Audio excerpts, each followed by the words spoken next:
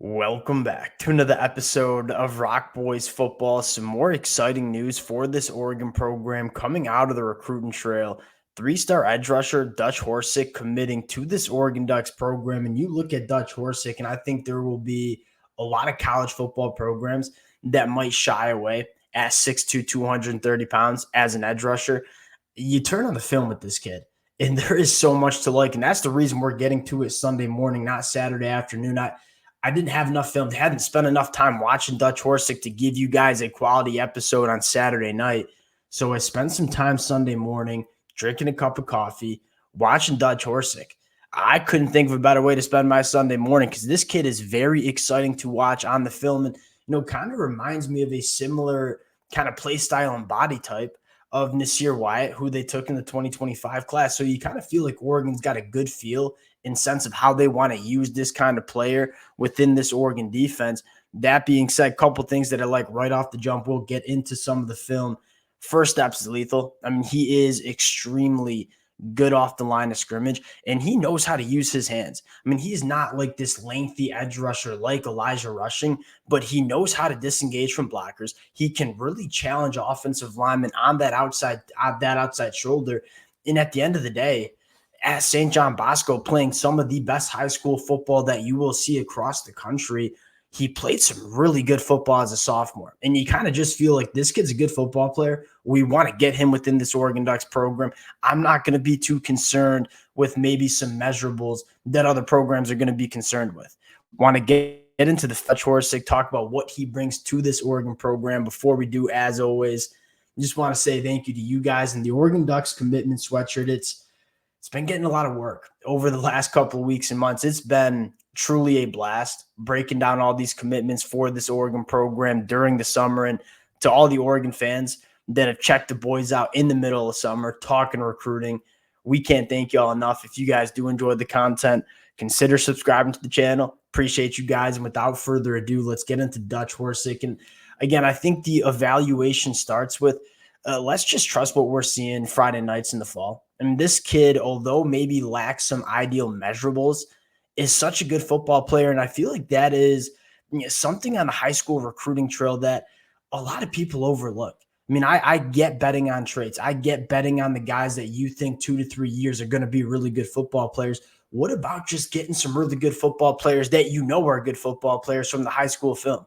Because that's what Dutch Horisk is. Right, this is not a guy that has elite physical traits next to his name. That being said, you turn on the film as a sophomore at St. John Bosco, this kid is extremely impressive. And then what does the physical development look like over the next 2 years? I think that excites a lot of Oregon fans. And I think the last thing you kind of want to talk about before we get into the film, this kid's motor runs extremely hot. And you talk about a guy that just plays football the right way, the kind of guy that Dan Lanning wants playing on his defense. And we're going to see that very quickly. That is Dutch Horisk. Now you turn on the film. I think the first thing you really like is his ability to win on the outside. This kid has a really good first step, and there's a lot of different ways that he can win on the high school football field. I think first, working the edge. I mean, one, really good get off, but two, look at him use the hands. I mean, we're just going to get disengaged. We're going to run that loop, and we're going to continue to go hard. Plant former Oregon commit quarterback Michael Van Buren, who flipped to Mississippi State. And this kid can win on the outside shoulder at a high level, and you can tell this kid brings the juice to that defense. Again, you're trying to change the culture of this Oregon defense. This is a kid that you want. And you move him all along the defensive line, right? We just saw him play kind of that wide nine on that first rep. Now we're going to see him kind of play inside the inside shoulder of the offensive tackle here. And so he's a guy that you can kind of move around, put in a lot of different positions on the defensive line. Take a look at this rep here. Really, really good first step. We're going to split a double team. Then we're going to work through another block and then get outside and make a play. And this is a guy that just continues to work consistently. A little bit more of that wide nine look right here.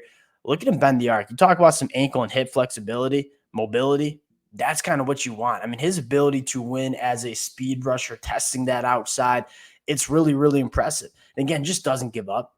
I mean, this is a guy that just plays to the whistle every single snap that you see on the film. And I'll say this, we're watching the highlights. You take a look at St. John Bosco games. This is what you see from him every single play. That's kind of what stood out the most. You continue to work through the film.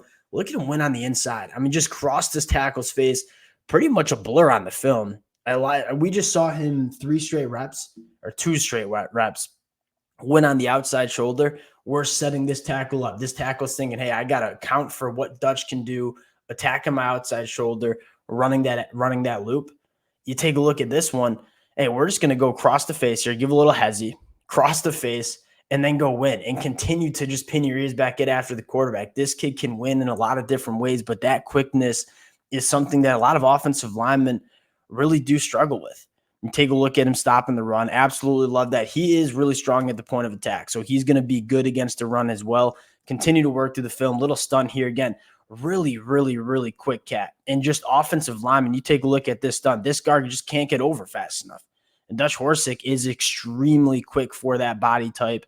That's kind of what impresses you the most. Again, you continue to work through the film.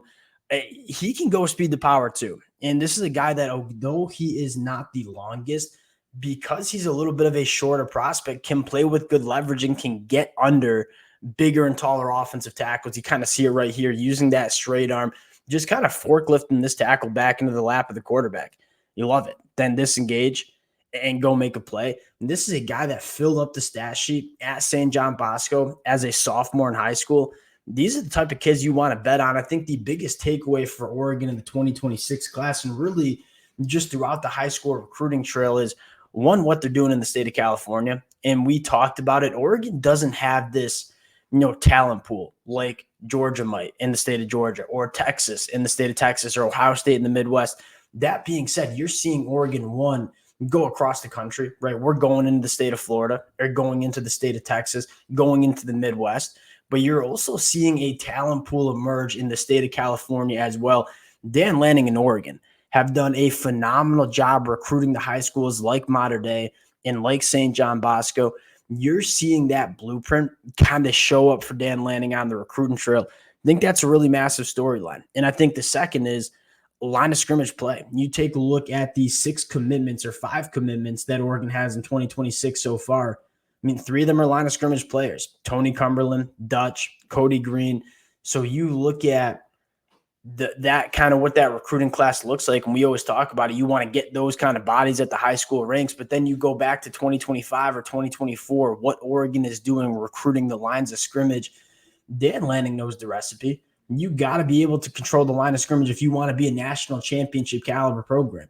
And that's exactly what this Oregon program is doing on the recruiting trail. It's going to pay dividends, not only in 2024, but over the next couple of years as well. Wanted to hop on, talk about what I think is a really exciting prospect coming to Oregon in the 2026 class. Appreciate you guys rocking with it. If y'all do enjoy the content, consider subscribing to the channel. Appreciate you guys, and we'll talk to y'all later.